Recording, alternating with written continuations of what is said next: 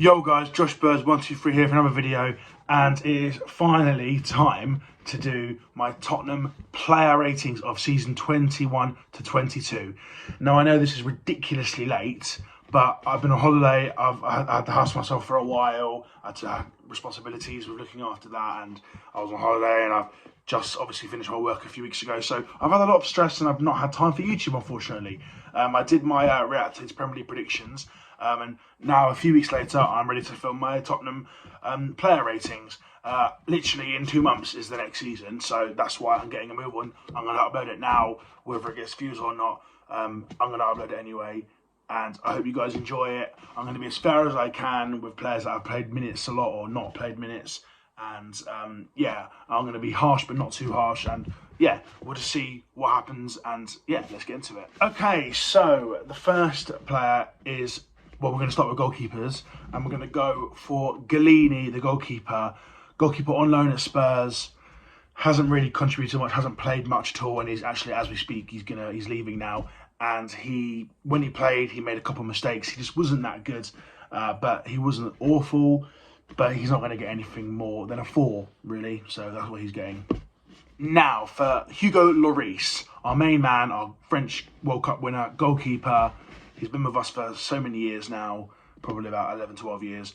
And yeah, he's been killing it. He's had one of his best seasons this season for sure. He's made stunning saves. He's won us games. He's been just magnificent. So he gets a solid 8 out of 10. On defenders now, and we're going to start with the fullbacks / wingbacks, and we're going to go with Ryan Sessegnon now.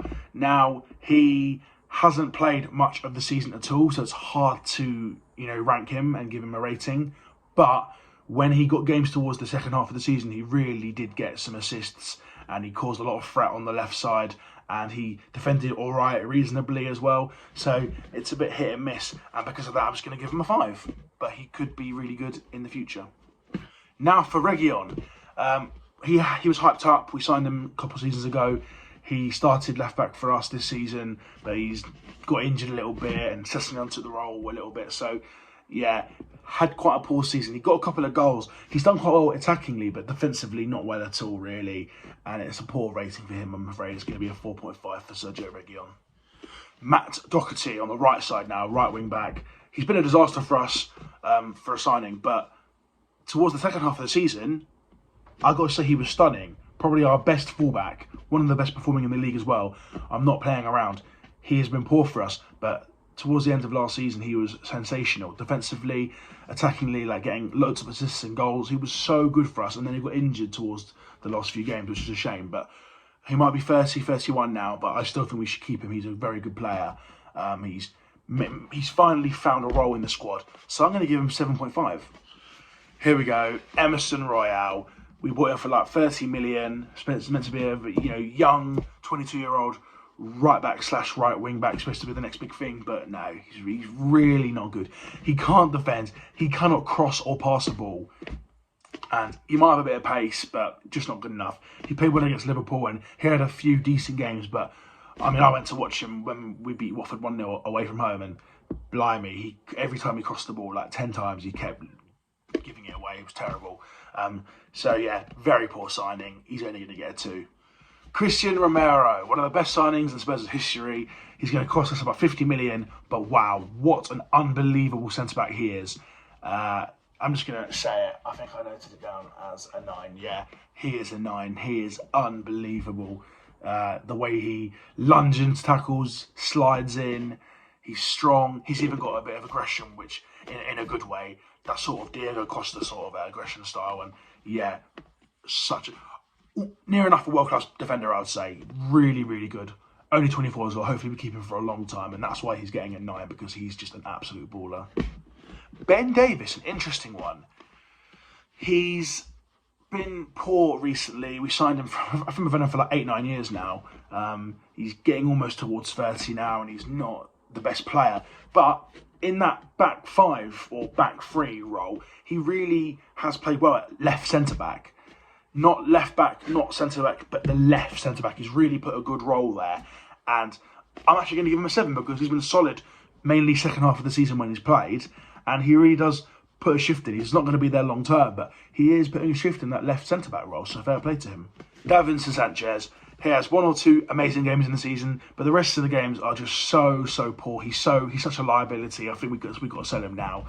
He's just really not good enough. He's not had disasters this season, but he's just been very poor. He's not had that many good games, and I don't really rate him as a centre-back. And we bought him for like 35 million as well, or 40 million. It's just not worked for him really, and I think we should sell him now. He's only going to get a 6.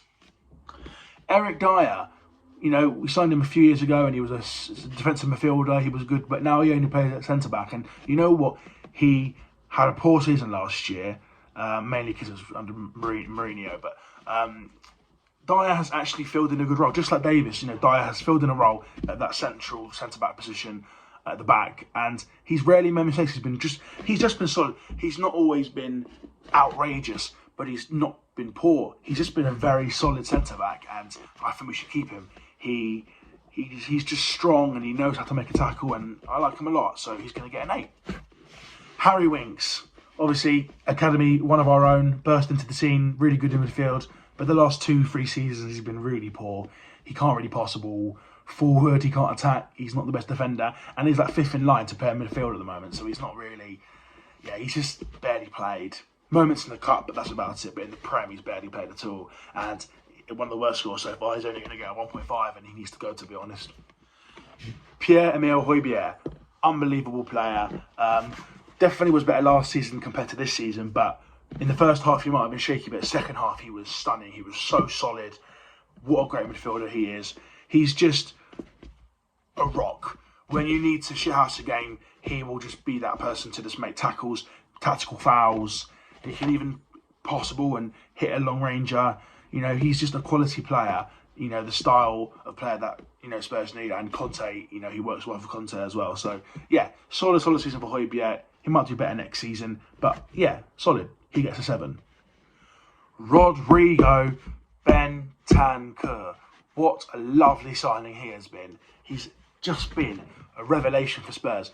He is so good at skill, dribbling. He can pass, he can defend. He, got a couple of assists this season as well. We only signed him halfway through the season, obviously, at January window. And he's been a great signing, and he was only about 15-20 million as well. We've got to keep him. He could be so good for the future, and he's going to get an 8.5 on the season he's been with us for. This one's a bit harsh. It's going to be Oliver Skipp, and first half of the season he was solid, defending well, young, homegrown player for Spurs, still only about 21, 22 years old, and he plays in midfield really well, makes passes, defends really well. But he was injured for the whole season pretty much in the end. He had a good 5-6 games, then he got injured. So I can only, give him a 5 really, because he's looked good, but only played like 6 games at most, so he's been injured. Hopefully next season he'll get more game time. And that's why he gets 5. I can't do anything more or less, can I really?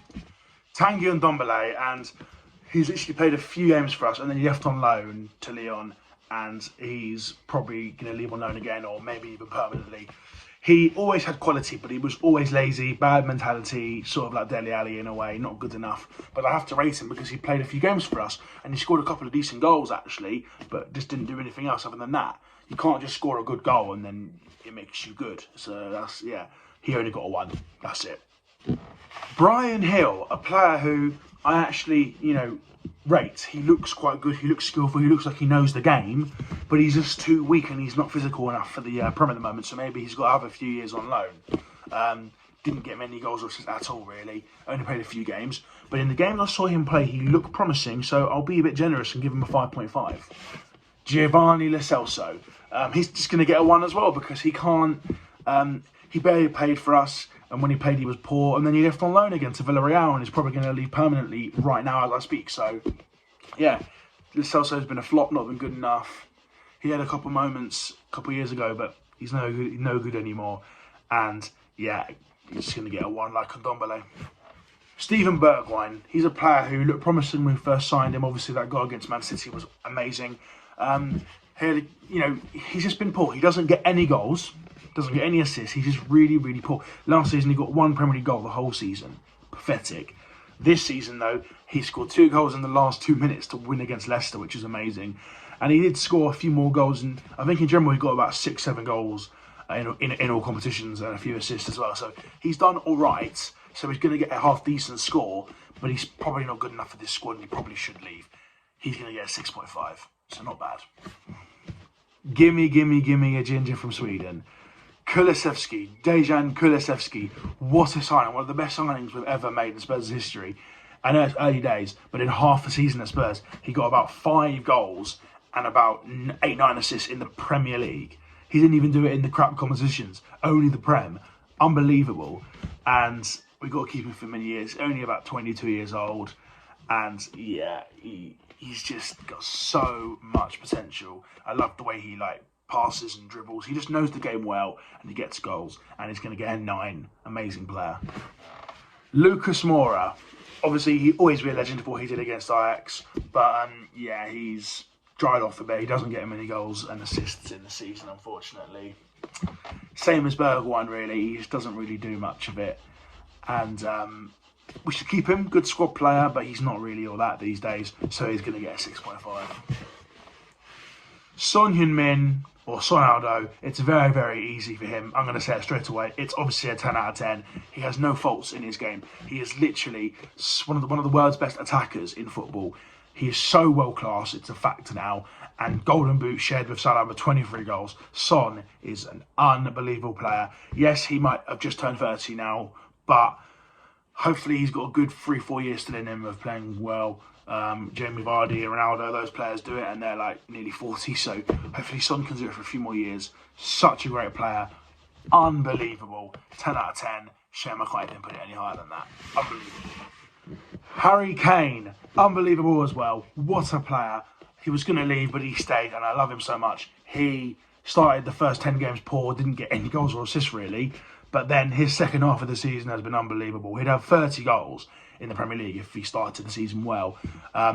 So purely because of his second half of the season, he's still going to get a very good rating because he got about 10 assists, 17 goals in the Premier League, which is very good anyway, considering he was so out of form for the first 10 games. So outstanding. His vision to pass the ball, dropping deep, and he scores goals. And Harry Kane, Son, who can you prefer? It's just ridiculous. They're both so good.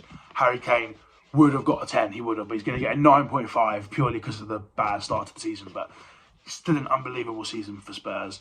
9.5 for Harry Kane. One player who I forgot to mention as a defender is Chafa Tanganga. And again, poor season. He's been injured a lot, but when he was playing, he really wasn't good. He made mistakes. I don't really rate him. I know he's got potential, but he's been with us for a few years now and he's not lived up for it so far. So Tanganga, I'd like to see him play again, maybe, but poor season, so only 1.5 for Tanganga. Now that is all the players done, but we will rate the manager, and we'll rate the first manager we had of this season, which was Nuno Santos Espinosa, or however you say his name, but Nuno for short, and he was just bad. We won our first 3 games and we went top of the league for 1 week, but after then we just kept losing 3-0, 3-1 to teams. We were really, really bad with him. He didn't know what he was doing. I don't know why we appointed him. And he promised us he'd make us proud, and he broke that promise. He was woeful. So I think I rated him. Yeah, he's going to get only a 3. Antonio Conte, one of the best appointments we've made in Spurs' history. What an unbelievable manager. Top 5 in the world as a fact. He's won it all, and hopefully he can win stuff with Spurs. He's just transformed our team. Tactics, picking the right players, making the right signings, pushing Daniel Levy, the chairman, to give him money, and he's just been everything that Spurs need. Unbelievable. He's going to get a 9.5. He's not going to get a 10 purely because he's only been with us for half a season, but a solid 9.5. Unbelievable. Signing Conte as a manager is like signing Mbappe, Messi, Ronaldo. Literally, he's that good. He's changed our whole team. Thank you, Conte. Thank you, and stay with us for a long time if you can. I didn't do a talk about Spurs' season at the beginning, so I'll do a small little talk. And basically, with Nuno, we didn't know what we were doing. We were about 9th, 10th place. It was a terrible season. We didn't win anything, got knocked out of everything, and it was a doom and gloom season. But when Antonio Conte comes in, he makes signings, he changes our team, he makes the right tactics, right formation, plays the right players, and we look so much better. And we won so consistently, battering teams 4-5-0, and we've ended up scraping top 4, getting 4th. And I know it's, you know, a few months old now, but I'm honestly so happy still. I don't know how we got fourth. I thought it was going to be Arsenal the whole time. We ended up finishing above Arsenal, and we hate Arsenal, so that's amazing. To get fourth like that is unbloody believable. And now we're going to hopefully sign more players. We've already signed Ivan Perisic, Fraser Forster, and Basuma, the CDM from Brighton. Top quality signings. And we're still going to sign another 4 or 5 players as well. We've got 150 million to spend. Things are looking good. Will we win a trophy next season? I'm not sure. I'm a very pessimistic Spurs fan. I'm quite negative sometimes. But I believe we can. Not the Champions League, not the Prem, but I believe we can get top 4 and we can win a Carabao Cup or FA Cup. Or even if we get knocked into the Europa League and we could win the Europa League. Anything. I believe it's our time to finally win something with Conte. And let's just see what happens. Let's just get excited. And yeah, that is the video, guys. And I've done reacting to Premier League predictions. I've done this player ratings video, so I'm probably going to stop with the old season reviews. I might do a montage of like all the Watford goals scored and conceded, and Tottenham as well. You know, I might do a bit of that for a bit of fun, but I'm not going to do many more talkative videos on last season because now it's the Women's Euros, and then in 2 months' time, it's the Premier League starting again. So I'm going to be moving on to that, Premier League predictions and all the rest for the next season, 22-23. So this is probably one of the last videos I'm going to do for 21-22 season. Yeah, we'll move on to the next one. Thank you guys for watching. Drop a like, subscribe if you're new, and let me know in the comments what you think of my ratings. Peace.